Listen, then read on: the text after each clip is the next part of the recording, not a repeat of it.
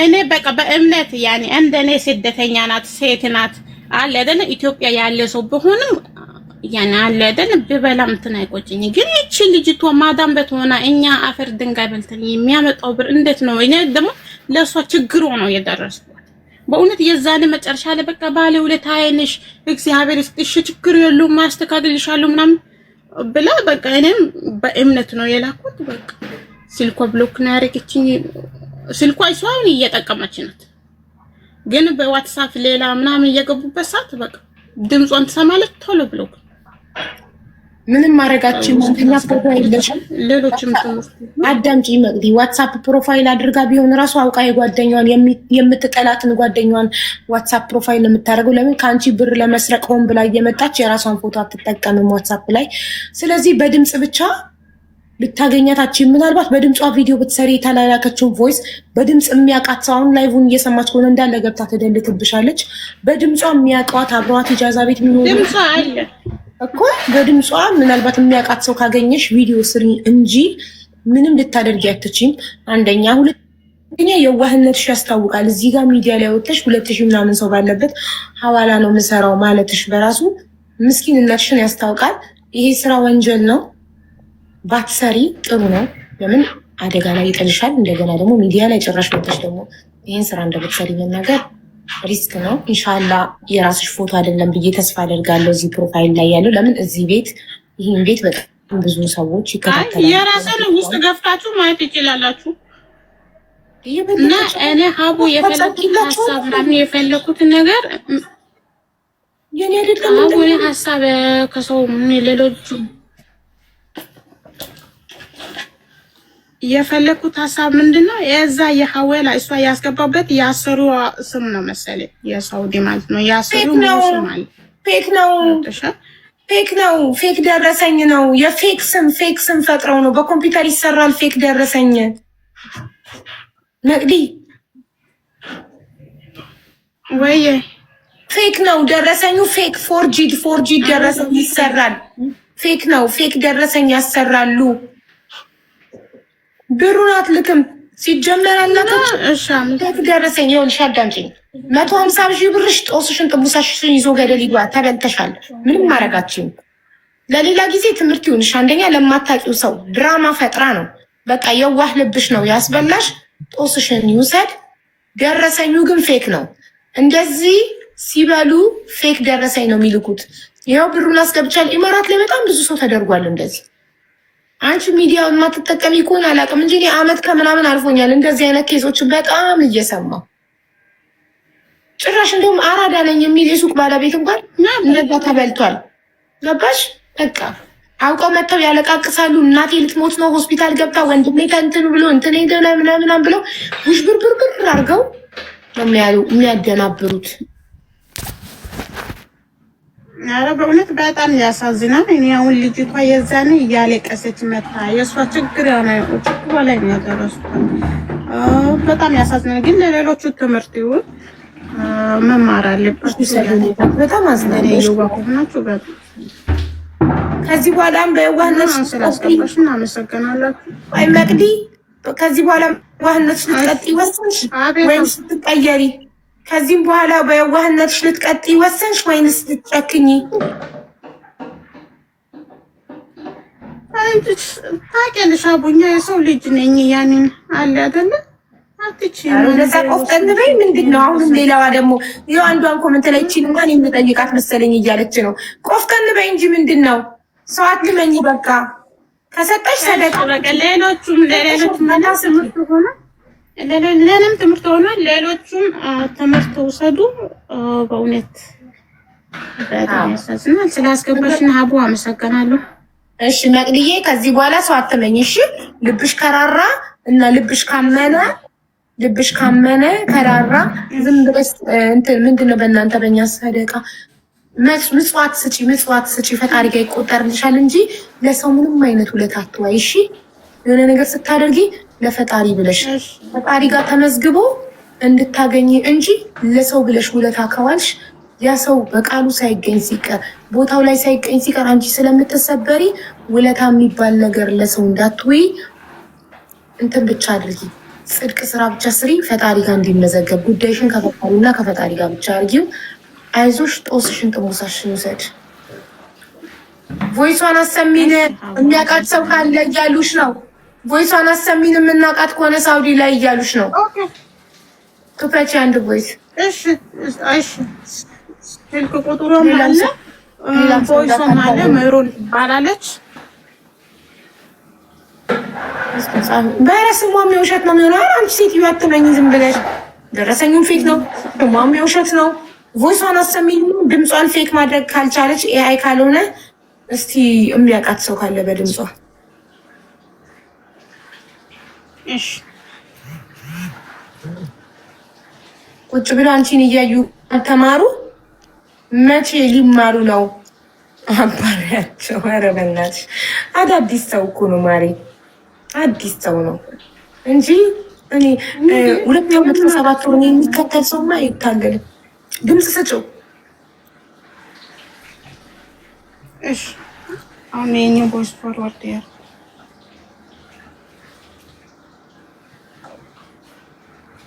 ወይ ጉድ! የሴት ሌባ በዛ ዘንድሮማ። ድሮ ወንዶች ነበሩ ሌቦች፣ አሁን ሴቶች ሆነዋል ሌቦቹ። ምን ጉድ ነው በእናታችሁ!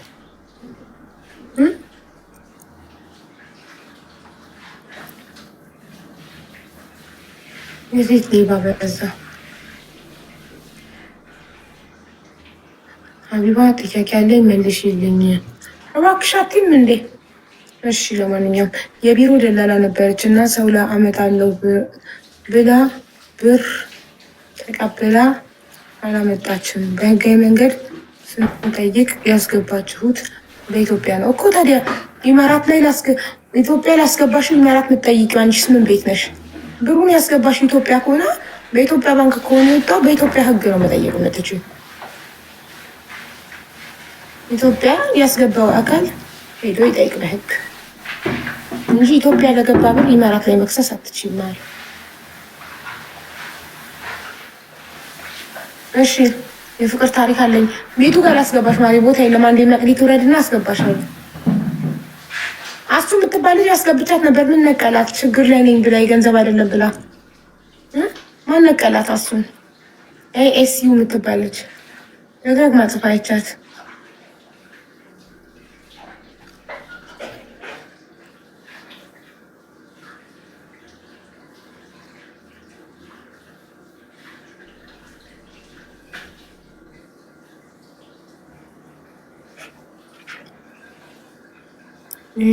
የሹፍርና ልምድ አለኝ።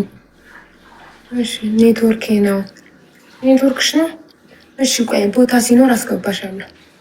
መቅደስ ትውረድና መቅደስ እናንተ ቮይሱ ቢቀርባችሁ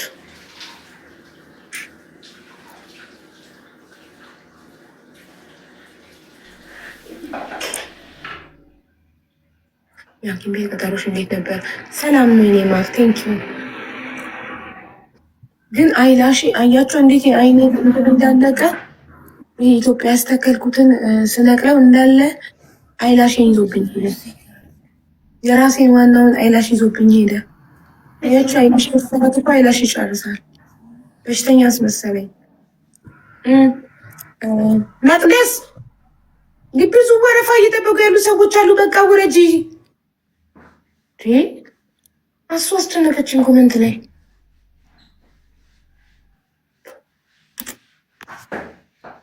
ፎርዋርድ እያልኩ ነው ላሰማችሁ። በቃ አንድ ይበቃናል እኮ ምን አንድ ቮይስ እኮ ይበቃናል ድምጿን ለማወቅ። መቅደስ አንድ ቮይስ ይበቃናል። እኛ ሙሉ ታሪኳን ልታሰሚን ነው እንዴ? ውዶቼ ታብታብ አድርጉ። ምንድን ነው ታብታብ አታደርጉ? የተቆራረጠ ነው። ታብታብ አድርጉ።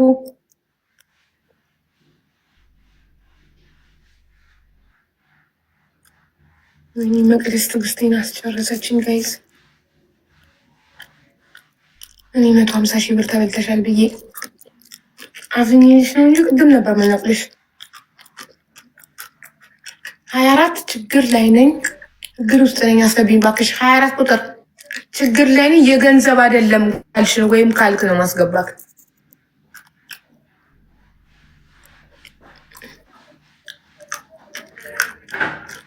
መቅደስ ጨርሰናል። ከአንቺ ጋር ላስወርድሽ ነው የመጨረሻ 10 ከምቆጥር ካልተመለሽ አስወርድሻለሁ። 1 2 1 ቮይስ በቃና እያልኩሽ 80 ቮይስ ስታመጭብን ነው አይደል? 2 3 4 1 ቮይስ ይበቃናል እኮ ተባልሽ መቅደስ። በዚህ እንትን ሲከፈት ለእናንተ አይሰማም። ኧረ ለዛ በእናትሽ አታድርቂም። ለአንቺ 150 ሺህ ብር እኛ ምን ደርቀው ሐዋላ እየሰራሽ ላካበችው ሀብትሽ ደግሞ እንትን በሉ ጻፉ። ማናት ኤስ የምትባል ልጅ ከቅድም ጀምሮ ችግር ላይ ነኝ ገንዘብ አይደለም እያለች አስገብቻት ኔትወርክ ለቅባት ነው። እስኪ ችግሯ የሚያስጨንቅ ነገር ይሆናል። እስኪ እሷን እናስገባት። ሞዴሎች ፕሊስ አስገባት። ስሟ አጭር የገንዘብ አይደለም 24 ቆይ አንዴ 24 እንትና ትቀድማለች።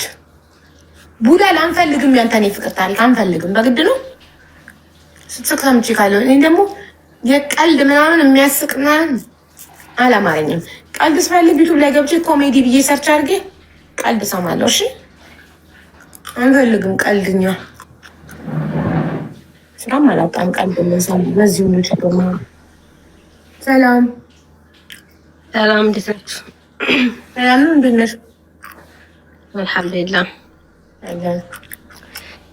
እኔ የአክስቴ ልጅ ነበረች እና ከዚህ ሀገር ከመጣች 14 ዓመቷ ነው። እስከ 2 ዓመት ትደውል እዚህ ሳውዲ ናት።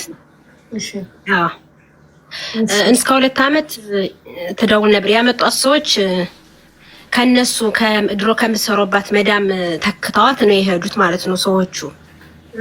ከዛም በኋላ እነሱ ከሀገር ከገቡ በኋላ ከምንም አይነት ጋር ስልክም ደግሞ በፊት በመጣንበት ሰዓት ስልክ አይሰጠንም የነበር። በዛ ታይም ነው የመጣችው እሷ። ስልክም የላትም ምንም የላትም። ከማንም አድራሻዋን አጥፍተው ወንድማችንም ነበር ለሱ ነበር የምትደውለው። ከዛ እሱም ሀገር ገባ። ሰውየውን ሲደውልለት እኔ ለእህቴ ተናዘል አድርጊያታለሁ አይመለከተኝም ነው የሚል ብሎክ ነው የሚያደርገን ስንደውልለት ሰውየው የድሮ ከፊሏ ማለት ነው። የዛሬ ቆይ እህትሽ የዛሬ 14 ቆይ ተቀስ እያለ ነው የሚገባኝ። እኔ አሁን ትንሽ ደህና ነው። እህትሽ የዛሬ 14 ዓመት ወደ ሳውዲ አረቢያ በጠለብ ሄደች። ትክክል? አዎ። እሺ ሄደችና ከዛ ስንት ጊዜ በሰላም ሰራች? የሰራችው አመት እስከ 7 ወር ነው። እነዛ ያመጧት እስኪ ሄዱ ድረስ ከሀገራቸው አመት ከ7 ወር ድረስ ያመጧት ሰዎች ጋር ጠለብ ስትሰራ ቆይታ ከአመት ከ7 ወር በኋላ ያመጧት ሰዎች ወዴት ሄዱ? ኢትዮጵያ ገቡ። ለአንደኛቸው ኢትዮጵያዊ ናቸው። እሷን ተክተው አዎ፣ ቤተሰቦቿ ናቸው ያመጧት። ያመጧት እኮ ያመጧት ሰዎች እንግዲህ አብረዋት የሚሰሩ በእንጂ ያመጧትማ ከፊሎቿ ናቸው። አረቦቹ ሳውዲዎች ናቸው። አይ ማለት ቢዛውን ያው በእነሱ እንትን ሄደ ማለት ነው እንጂ በእነሱ ነው ያስ ለምሳሌ እኔ የምሰራበት ቤት ሰው ባመጣ ቪዛው በሰዎቹ ነው። ስለዚህ እኔ ነኝ ያመጣሁት አይባልም። እኔ ያገናኘው ብቻ። ስለዚህ አብረዋት የሚሰሩ በእነሱ በኩል የመጣቸው አበሾች ከአመት ከ7 ወር በኋላ ኮንትራታቸውን ጨርሰው ወደ ሀገር ገቡ። ኮንትራት አይደሉም ሀቡ፣ ይሄ እንትና ዘያራ ምናምን አይደል ኦምራ አለ ብሎ የመጡት በዛ ነው። እነዛ ሰዎች በዛው ቀርተው ነው። አዎ እነሱ ዛሬ በዛ ይመጡ እሷን ባመጡ በአመት ከ7 ወር ወደ ኢትዮጵያ ገቡ። ከዛም በኋላ ልጅት ምንም አይነት ብቻዋን ቀረች። አረቦቹ ቤት ብቻዋን ቀረች እሷ። ታዲያ ስልክ የላትም ነበር። ስልክ የላትም። አመት ከ7 ወር ስትሰራ ያለ ስልክ ነው ያሰሯት። እነሱም አብረው እያሉ ወላሂ እኔ ራሱ አሁን በፊት በሷ እኔ የመጣሁኝ ከአመት 7 ወር ከነሱ ቤት እስካለው ድረስ ስልክ የለኝም። በዛን ሰዓት ከዛሬ 14 ዓመት 15 ዓመት የነበርን ሰዎች ስልክ አይሰጡንም የነበረ በብዛት በተለይ ሳውዲ። ኧረ እኔ የዛሬ 18 ዓመት መዳም ቤት መጥቻ 4 ዓመት ሰርቻለሁ። እንትን ስልክ ነበረኝ ትንሿ ስልክ። እንደውም እኔ ከኢትዮጵያ ስመጣ ስልክ አያመጣም። ሴትዮ ናት ራሷ ገዝታ ይስጠልኝ። ሜቢ እሷ ልጅ ስለሚይዝ ለልጆቹ ስራ ቦታ ሆና እየደወለች ስለ ልጆቹ ስለምጠይቀኝ ይሆናል ስልክ አይዶን ነው። ብቻ ስልክ ነበረኝ። እሺ እነሱ ስልክ አልነበራቸውም። እነሱ የላቸው በቃ ከኢትዮጵያ ከገቡ በኋላ ሀላስ እነዚህ ጋር ሴትዮቱም እነሱ ከገቡ በኋላ ልጅቱን ለቤተሰብ እንዳደውል ብርም እንዳይከፈላት ከዛ አቆመች። ፊት መጀመሪያ ያመጣ ሰውዬ ወደ እህቷ ተናዘል አድርጊያታለሁ ነው የሚል። ከዛም በኋላ የለም ብርም የለም ስልክም የለም። እሺ ሰውየው ጋር የደወለው ማለት ነው። እነሱ በገቡ በስንት ወር እሷን ፈልጋችሁ ሰዎቹ ጋር ደወላችሁ? እሺን ፈልጋችሁ መደወል ካቆመች በኋላ እነሱ ገብተው መደወል እየደወል ሴትዮቱን አገናኝ። በፊት የምታገናኛቸው እኮ በአረቢቱ ቁጥር ነው። እሺ ስትደወል አገናኝ ስንላት የለችም፣ ይሄ ተናዝል ያደረገው ሰውዬ የለችም ከሌ ነው የሚል የዛ ተናዝል የተደረገባት መዳም አናውቅም እህቴ ናት ነው የሚል።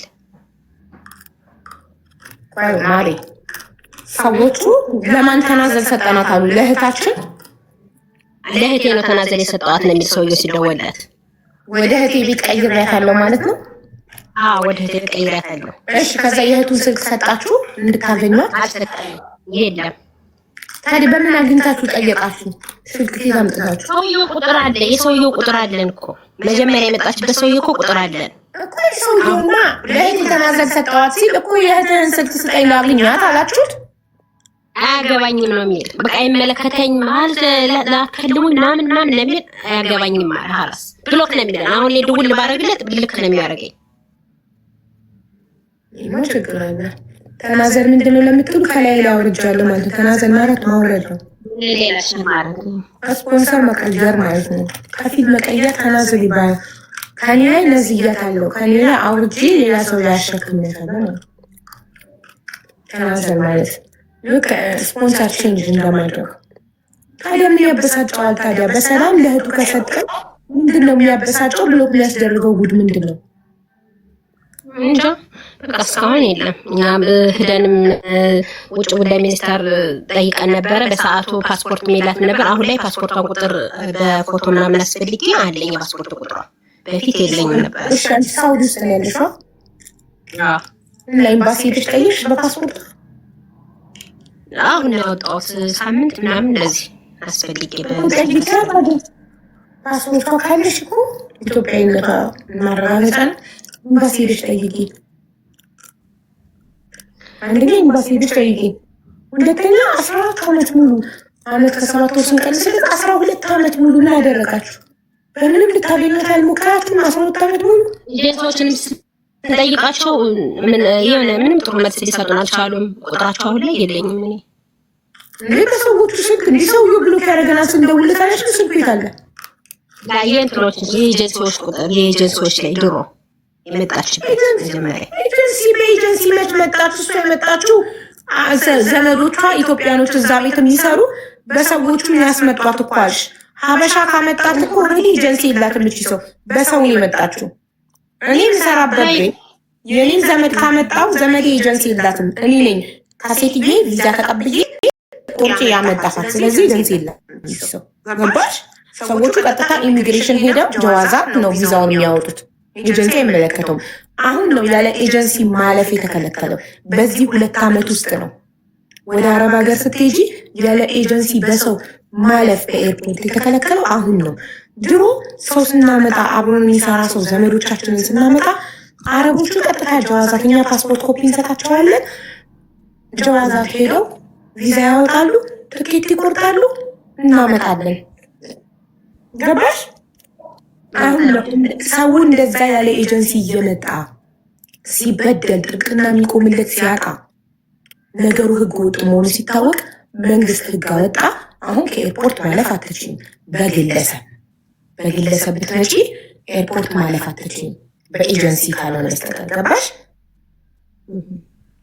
እና በዛን ጊዜ ያለ ኤጀንሲ በሰው በዝምድና በጎረቤት በሰፈር ልጅ በጓደኛ ነበረ ዝም ተብሎ አረብ ሀገር የሚመጣው።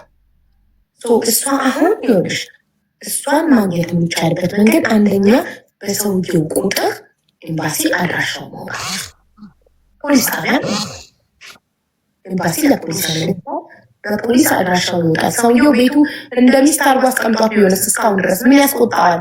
ችግር ከሌለ እኮ አይቆጣም። በሰላም ጠፍታ ከሆነ ሸረደት ይላል አይደል?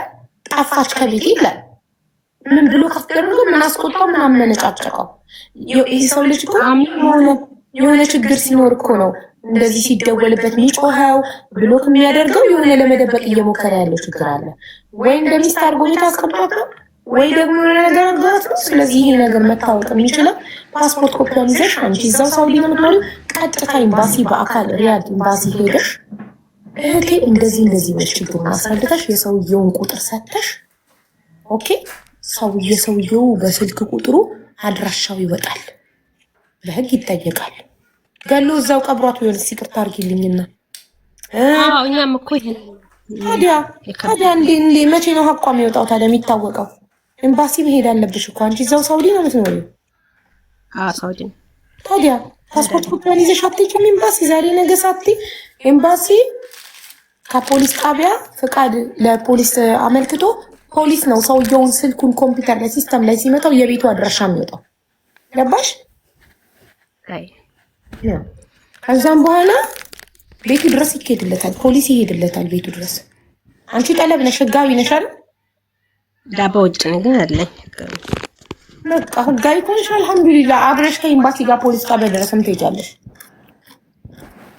ኢንሻአላህ በእናትሽ አሳውቂኝ ያለውን ነገር፣ ወይ ስልክ ቁጥርሽን መስዬ ጋር ተይልኝና ልጠይቅሽ። ምንም አይነት እገዛ ከፈለሽ ኤምባሲ የሚለውን መልክ እንድትነግሪኝ። ከባድ ነው የኔ ያክል ዓመት እናት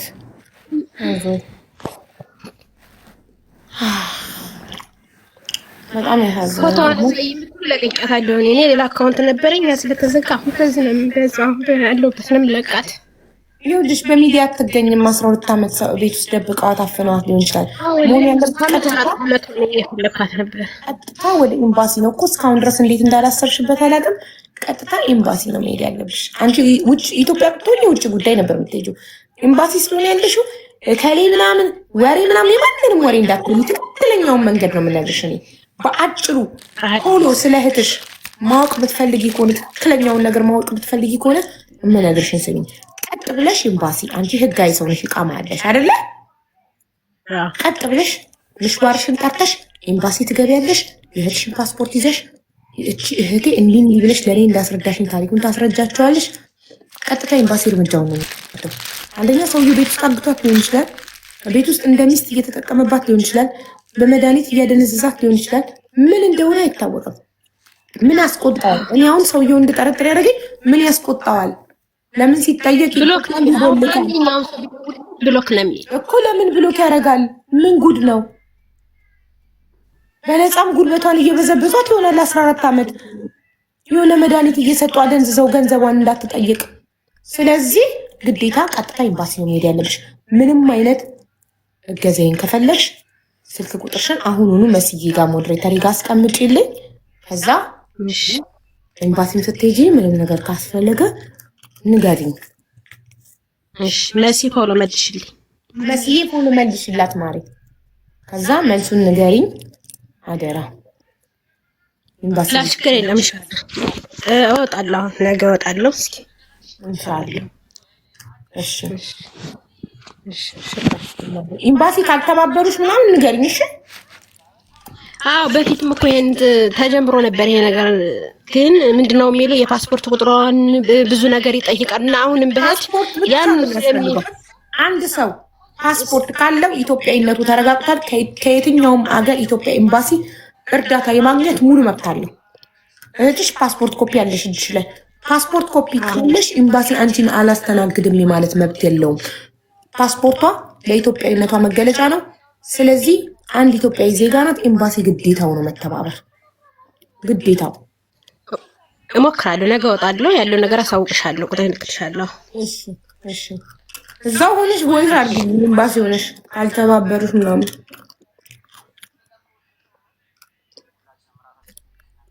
እሺ እሺ እሺ። መስዬ ቁጥሯን ትልክልሻለች ኢንቦክስ ፎሎ ባክ አድርጋትና እንድትልኪልኝ። እሺ ምን አድርገዋት ይሆን 14 ዓመት ሙሉ በእናታችሁ? ወይኔ ግን ቤተሰብ ግን ኧረ ቤተሰቦች ግን ምን ሆናችሁ ነው? ለምንድን ነው ቅቡጥ የማታደርጉት ልጆቻችሁ ሲጠፉ? ለምንድን ነው ከ10 ምናምን ዓመት በኋላ እህት ወንድሞቻቸው አድገው የሚፈልጓቸው? እናት አባት፣ እህት ወንድም፣ አክስት፣ አጎት የት ናችሁ ልጆቻችሁ ሲጠፉ? 14 ዓመት አሁን አደንዝዘዋት በነፃ እያሰሯት ቢሆንስ? 14 ዓመት ሳትደውል ብር ሳትልክ ገለው ቀብረዋትስ ቢሆን ቤት ውስጥ በምን ይታወቃል? ብቻ በህይወት ትገኝ ኢንሻአላህ። እሺ 24 ሰላም አቢባ እንዴት ነሽ? እኔ ማሪ ሰላም ነሽ? አሎ እመቤት እባላለሁ። ያሉት ዱባይ ነው፣ አቡዳቢ ወደ ገጠር አካባቢ ነኝ። የሆነ ዮናስ የሚባል ልጅ ለምኖ ያጣ ተሳድቦ ይሄዳል። ውሸታም ስለሆነ ክፉ ሰው ስለሆነ እርዳታ ጠይቆ አልችልም ስላልኩት ይሳደባል። እዩት ምን እንደሚል። እንዳንቺ አልደላቸውማ። የሰው ልጅ ሲደላው ብቻ አይደለም ልጁን የሚፈልገው ሳይደላውም እየተራበም እየሞተም እየተቸገረም ቤተሰብ ልጁን ይፈልጋል። ሲደላው ብቻ የሚፈልግ ከሆነማ ሲደላቸውማ ጎረቤቶችም ይፈልጉኛል። ሲደላቸውማ የሩቅ ዘመድም ጓደኞችም ይፈልጉኛል። ቤተሰብ ለምን ተባለ? ለምኑ ነው ቤተሰብነት? ለወለድናቸው ልጆች መስዋዕትነት ካልከፈልን ሲደላን ብቻ ከፈለግናቸው ምንድን ነው? አንተ ፈጣሪ ክፋትህን አይቶ ነው። በጣም ክፉ ሰው ነህ፣ ክፉ ነህ በጣም። ለምን ጥቅመኛ ነህ። ሰው ካልጠቀመህ እንዴት ትሳደባለህ? አየህ፣ ሰው ሲጠቅመህ ታመሰግናለህ፣ ካልጠቀመህ ትሳደባለህ። ጥቅመኛ ነህ። እኔ ደግሞ እንዳንተ አይነት ሰዎችን ሳይኮሎጂካሊ ስለማውቃቸው መጥቀም አልፈልግም። በእንዳንተ አይነት ሰው መመስገንም አልፈልግም። ገባካ? ኔቨር።